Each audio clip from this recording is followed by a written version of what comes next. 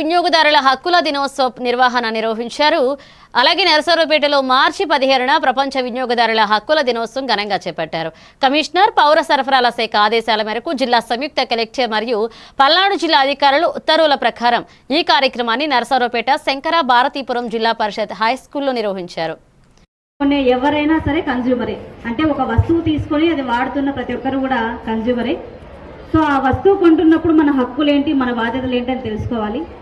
Suppose మీరు ఒక 10,000 లేదా 20,000 లేదా 5,000 ఎంతో కొంత ఒక రూపాయి అయినా సరే పెట్టి కొన్నప్పుడు అది వెంటనే పని చేయకుండా లేదా అది ఉపయోగంగా లేకపోయినా మనం ఎంతో బాధపడతాము. సో ఇలా ఎవరైతే డబ్బులు పెట్టి కొంటారో వాళ్ళ రైట్స్ని కాపాడడానికే ఈ కన్జ్యూమర్ ప్రొటెక్షన్ అనేది ఉంటుందన్నమాట.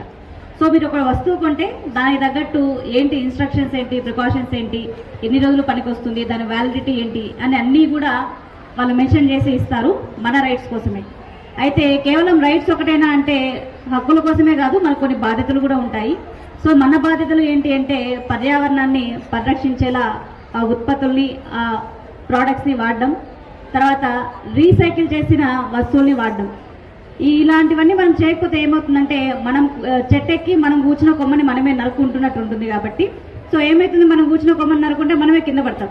సో అలా మనకి మనమే డ్యామేజ్ చేయకోకుండా మనకంటూ కొన్ని హక్కులతో పాటు బాధ్యతలు కూడా ఉంటాయి. కాబట్టి అందరూ కూడా బాధ్యతలు తెలుసుకొని నడుచుకుంటారని కోరుకుంటూ, సో ఎవరైనా మీకు మీ కన్జ్యూమర్ రైట్స్ ఎప్పుడైనా వైలేట్ అయితే మాత్రం ఖచ్చితంగా రిపోర్ట్ చేయాలి.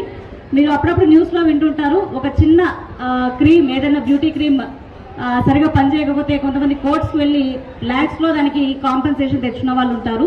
సో మీ హక్కుల కోసం ఎప్పుడు పోరాడండి. మీ బాధ్యతలు ఏవైతే ఉంటాయో అవన్నీ తెలుసుకొని అందరూ కూడా దానికి తగ్గట్టు ప్రవర్తించాలని కోరుకుంటున్నాను. నాకు ఈ అవకాశం ఇచ్చిన అందరికీ